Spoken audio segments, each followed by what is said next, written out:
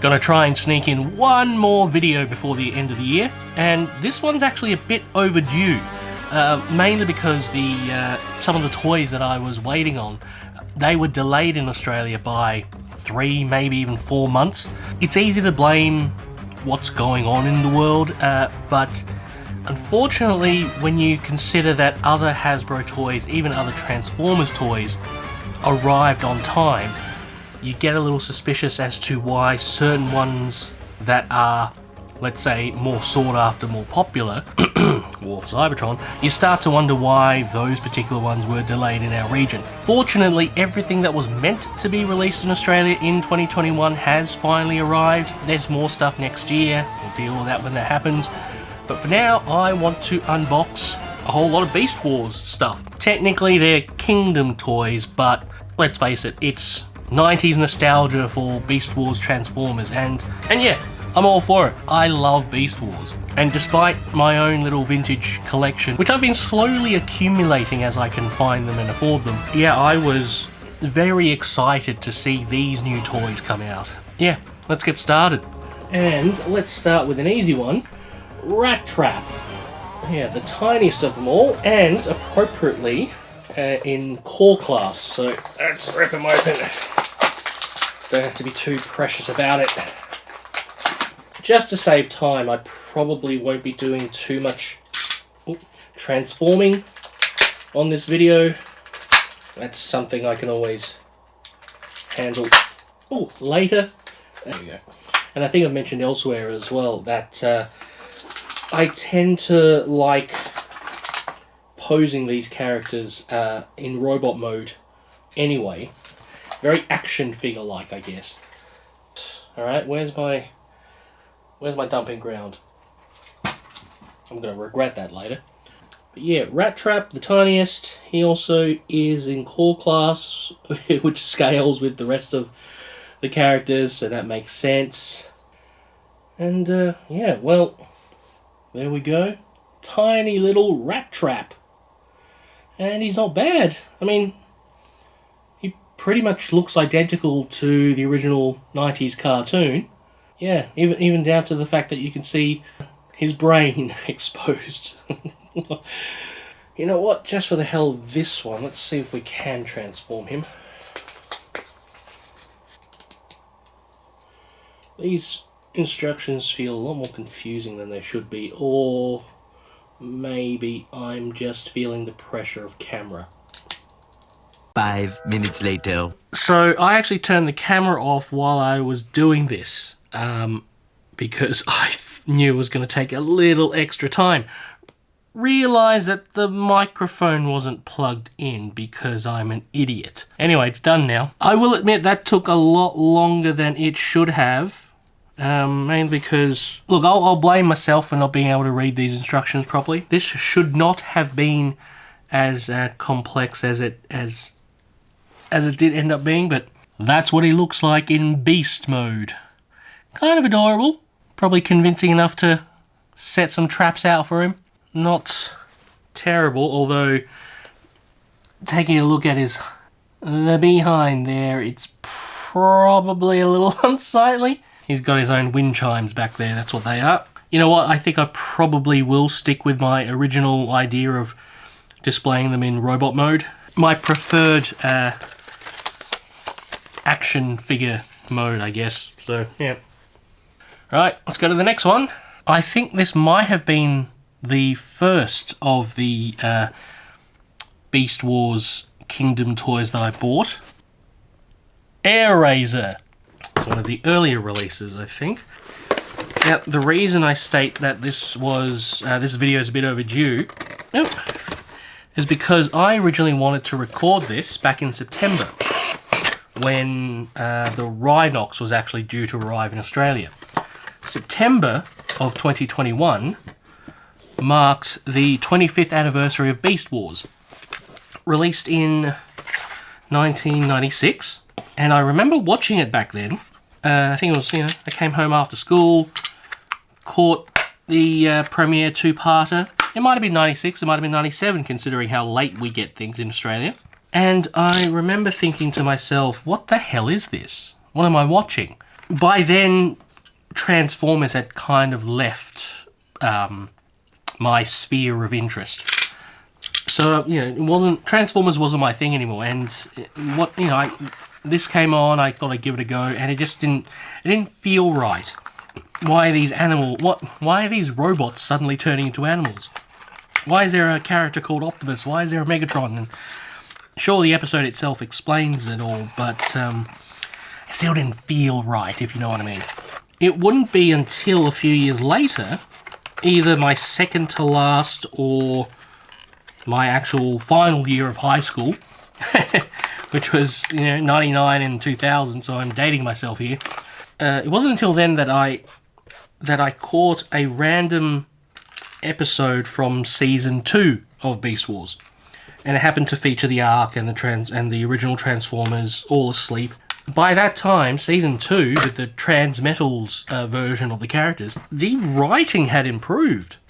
Yeah, I'll admit there was a connection to the past, the original G1 stuff, that the rose-coloured glasses happened there, but yeah, just overall, it was just a better written episode, so I started searching out for more second season episodes. That one I came home from school again and watched that one randomly, and I was hooked.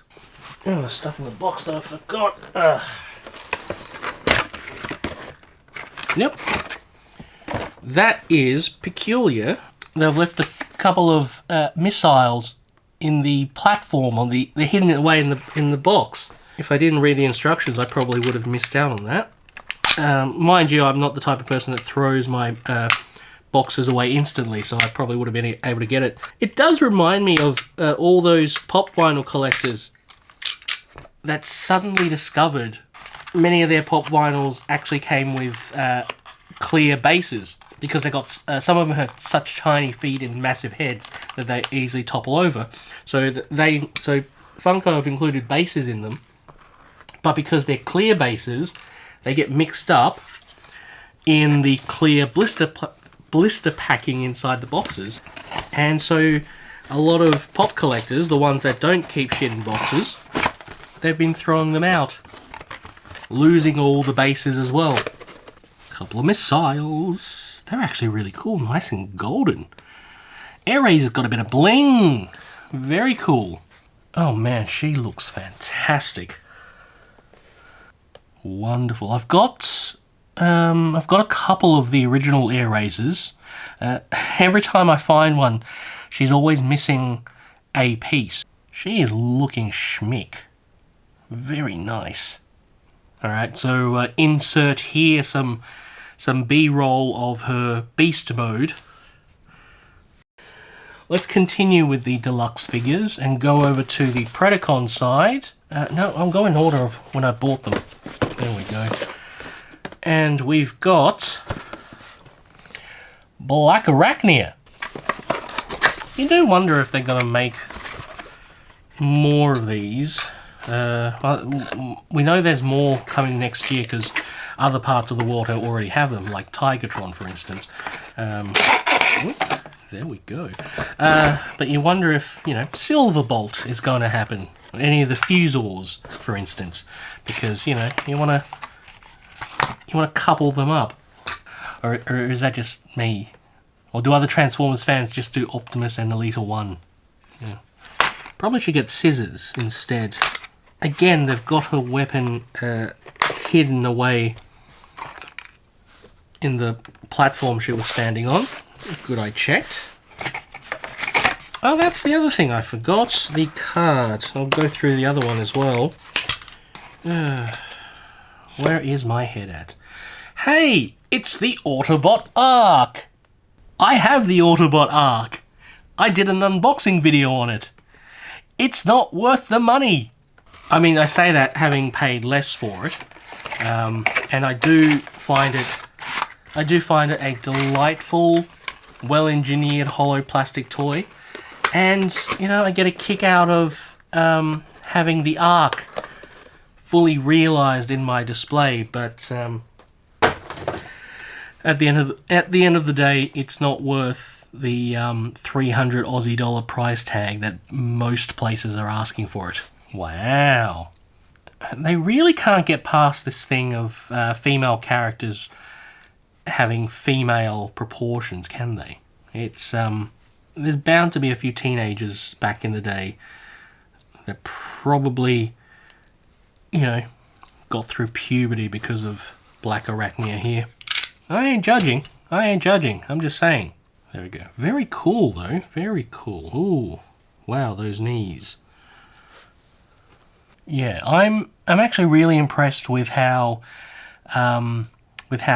accurate is the wrong word. I love to use the word fidelity these days. I love the fidelity of these War for Cybertron toys and trying to recreate their on-screen looks. You know, there was always that thing with Transformers where the toy didn't look anything like what you saw in the cartoons, and I mean, that's pretty much the reason why War for Cybertron has been so popular. Mind you, that same popularity comes from the Masterpiece collection, which the War for Cybertron toys, many of the War for Cybertron toys are just mini masterpieces when you really think about it. And again, a beast mode, I look forward to recording that later. Yeah, let's go with Scorponok. Oops, which way am I pointing? Now, the War for Cybertron cartoon had these guys as army fodder, if I remember correctly. So Hasbro made this guy deluxe, obviously, and they released a lot of him. I think you could, you know, well, it's pretty much warming the shelves right now in the same way that the 86 Studio Series sweeps are warming the shelves. Ew, really nice. And yes, you've got hidden shit under here as well. It's a Black Arachnia.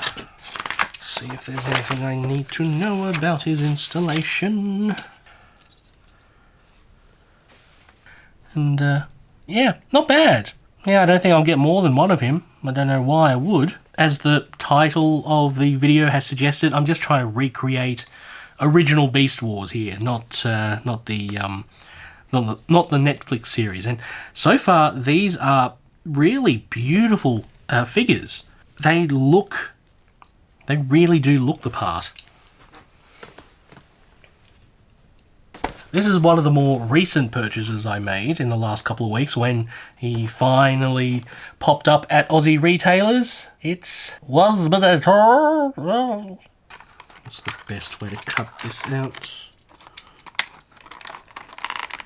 So far, Waspinator already looks really cool. Wow, why do they insist on doing this? Hiding a piece. You know what? Let's take this card out before I continue that thought. Unicron. It'd be a shame if the boxes were thrown out with the pieces people forgot. You know, I'm the type of person that buys a lot of stuff from Savers. Pieces go missing all the time, but yeah, it's frustrating. Oh wow, he fell apart in two. So he's very in character then. Look, I'm going to say that's not meant to happen, but it's also an easy fix. So it's a little bit loose. I'm not sure what I'm supposed to do, if anything. Let me check the guide just in case. Maybe is it meant to be something that comes loose? Doesn't look like it. So I don't have an original Waspinator. I've missed out a couple of times on getting affordable ones, and you know, if you follow my channel long enough, you know that I tend not to spend more than I have to, or there's no toy that I need badly enough to spend too much on. You get what I mean? But he does look very cool, and yeah, that's really all I can hope for in a screen accurate Waspinator, I guess. That head is really good as well. That head sculpt. I haven't mentioned that with all of them. really important in capturing the character of them. And I don't say that enough, I think. And I don't think that's talked about enough. You know what? I've lost my train of thought. Let's put him over there. We have a couple more deluxes, but I've left this one latest, even though these were bought fairly early on. It's Cheetor, but there are two kinds here, the Standard Kingdom release and the Netflix release. This sort of frustrates me ever so slightly because just right off the bat, the Netflix release has the better blue application. And one of the things I get annoyed about, I think I've mentioned it last time, is that the Netflix version is a little scarce in Australia. They've re-released this, they've restocked this a couple of times in the last few months. However, the Netflix versions of these figures, they're limited to just the Kmarts here in Australia. And for whatever reason, Kmart doesn't get in a lot of that stock. So when they first came out, I saw this I didn't even know they were releasing this. I wasn't keeping track. When I first spotted it on the shelves, I instantly grabbed it because it was a much better blue. Had I known this was going to be the case, I might not have bought this one. And yeah, this is the one I'm actually going to open because it's not particularly... Let's put that to the side. It's not particularly rare. It's not particularly sought after. And like I said, they did restock it. So, but then again, it's not bloody Bumblebee in this range, which I finally found, by the way. But still, that's a story for another time. I don't know if I'm supposed to keep up some sort of enthusiasm as I do this. I'm not Toy Grind. I'm not Thew Adams. I'm just some idiot with a camera and a toy collection, doing the best I can. Yep, and you've got a weapon down here too. Jeez. So most of these toys actually were released months and months ago. But like I said, I originally wanted to celebrate the 25th anniversary of Beast Wars back in September. Everything is about content. Whatever nitpicks you may hear me express as I open these up, just keep in mind I kind of know what I'm getting into anyway. The War for Cybertron range has been a mostly positive mixed bag, if you get my drift. It's like, yeah, this is cool, this works, this bit here is a bit annoying, or whatever. Considering that I haven't paid uber amounts for these things, I'm trying to get the best price possible for everything, whether it be discounted during toy sales or just going to the cheapest place, the cheapest retailer out of all of them, which happens to be Kmart. Let's get this ring light camera working. And there's Cheetor. And yeah, that blue looks marvellous. It looks a lot better than the pale powder blue that they were using for their standard release. Detail on the back. Sure, why not? Yeah. Basically looks just like the cartoon. The original cartoon by Mainframe Entertainment made... let's be honest, they did do a lot of cheating on the character and beast mode models, but for the most part they were trying to emulate the most of the how the toys looked, how the original toys looked in the first place. So yeah, I guess they succeeded there. Yeah, I'm happy I made this choice of opening the Netflix one up.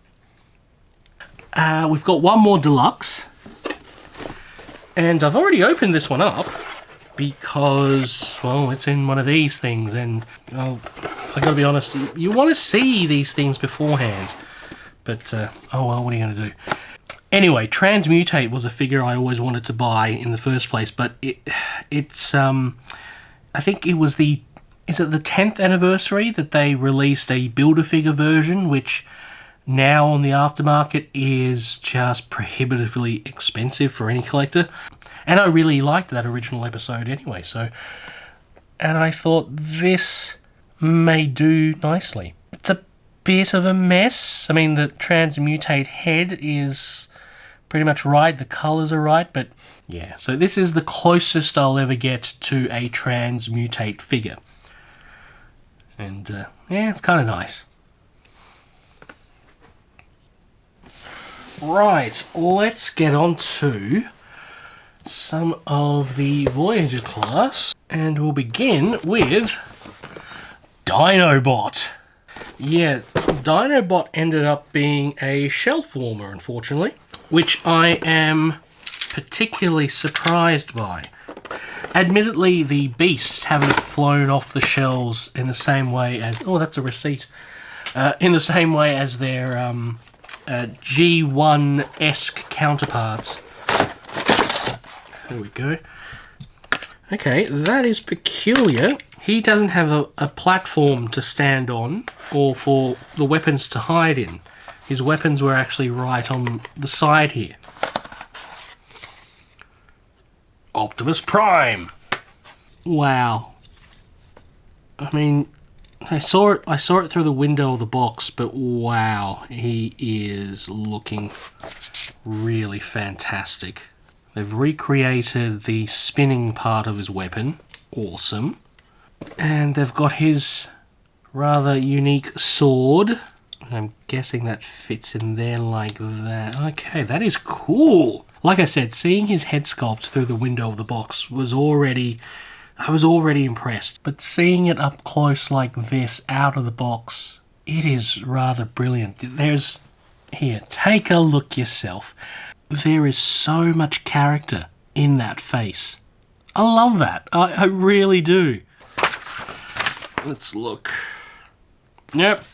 I think I'll leave his beast mode until later.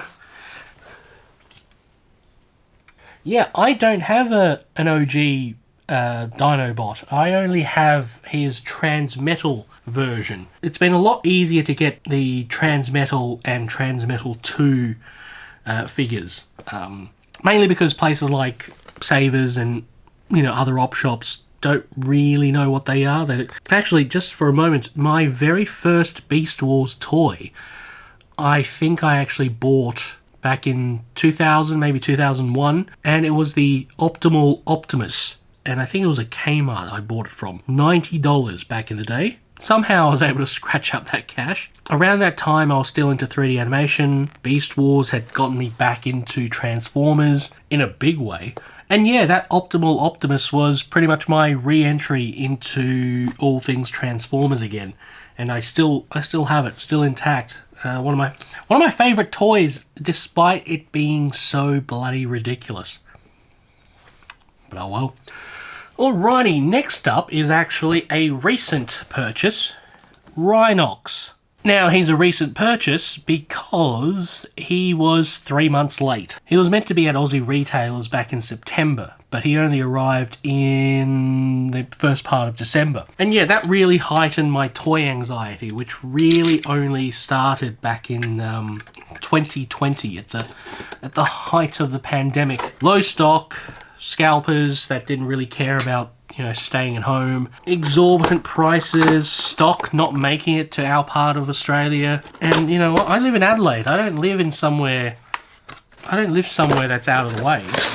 We didn't get the War for Cybertron, Netflix, Soundwave, or Bumblebee until this year.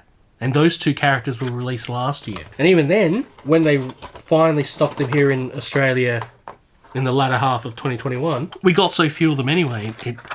It started the whole scarcity thing all over again. In regards to Rhinox, I'm glad I found them at Kmart because they are the cheapest prices out of everyone.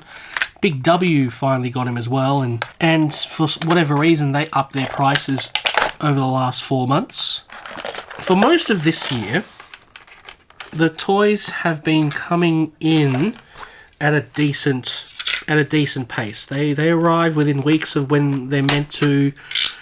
They arrive in the month of, you know, if a certain retailer says this is going to arrive at this month, it does arrive at that month. Then Wreck-Gar was delayed a month. Then the Sharkticons were delayed 3-4 months. Then Rhinox was delayed 3 months. Waspinator was delayed a few months as well. So despite the fact that they released a Transmetal 2 Rhinox, in the TV show, Rhinox never changed his form. He stayed with his OG form. Maybe says a lot for his character too, but so this form became so iconic for him. Oh, that was a thought that I forgot to express previously. I was afraid of missing out on Rhinox, but again, like Dinobot, he's not really flying off the shelf. I was surprised to kind of just casually walk in like 2 weeks, 2 weeks after he was released, and there's still a couple there. So I have the anniversary version of this toy, and that looks... Ooh. Damn chair.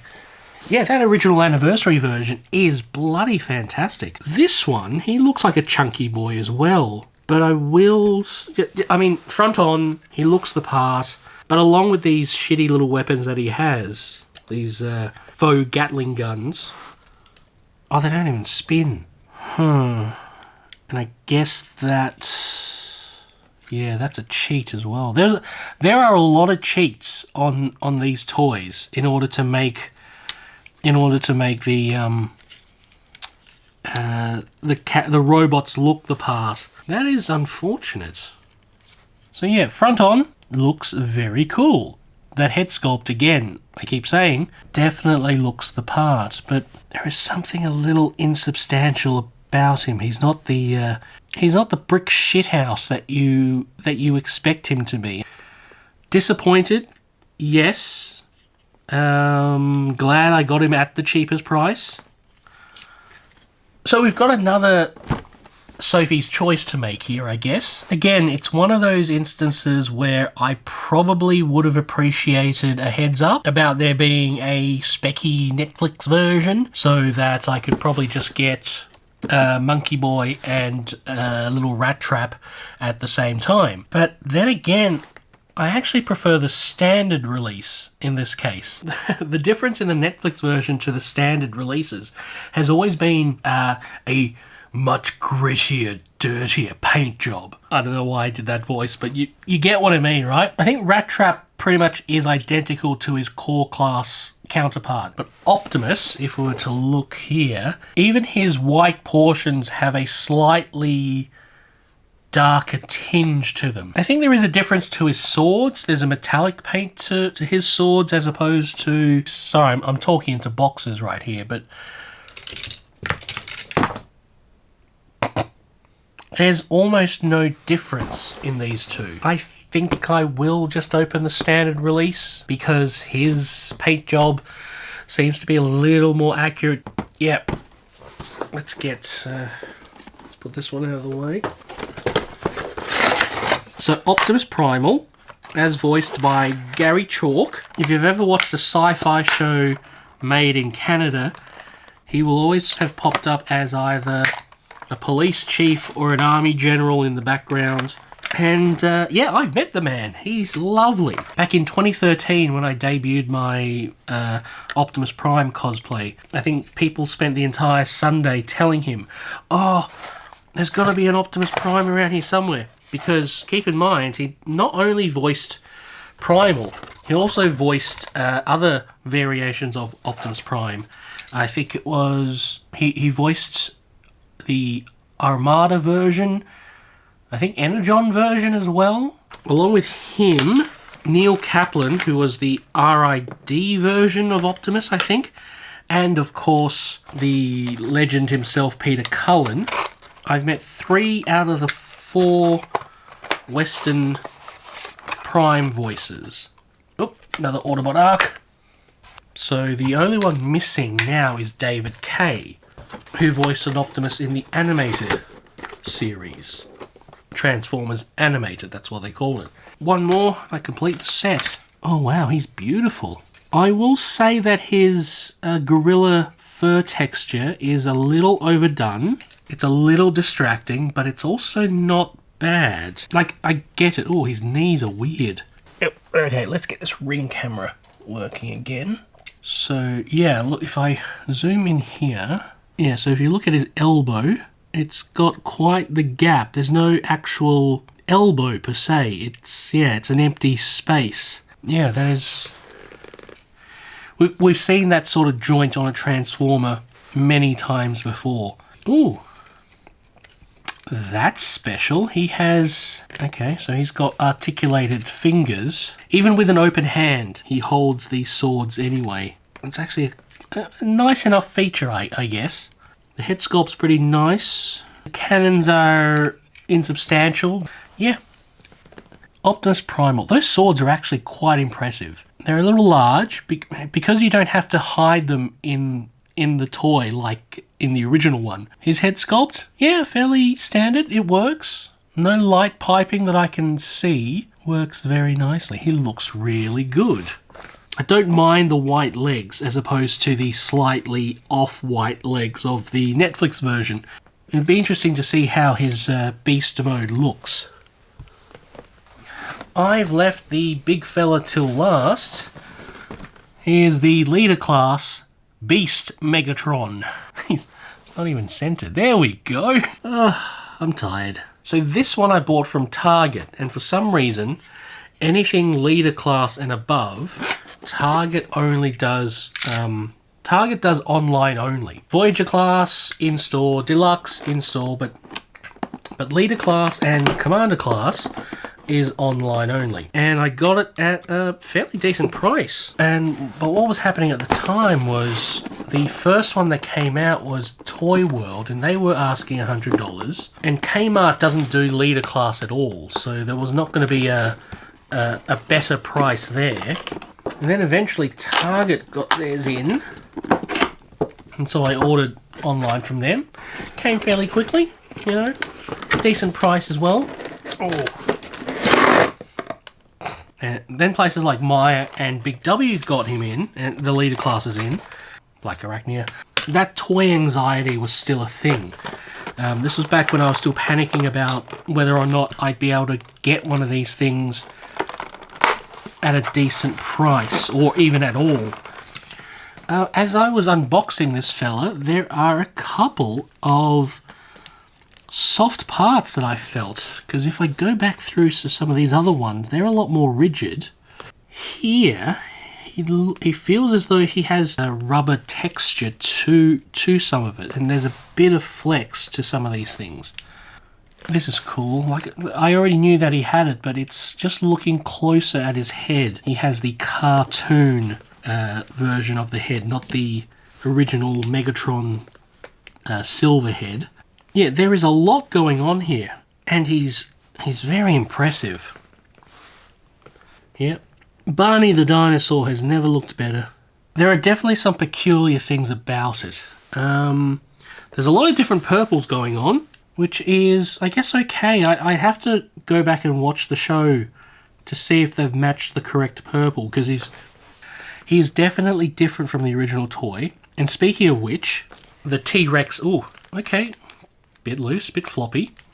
That's interesting. T-Rex head. I actually knew about this part before opening it up, because if you've ever looked at the original toy, it's not necessarily a realistic Tyrannosaurus.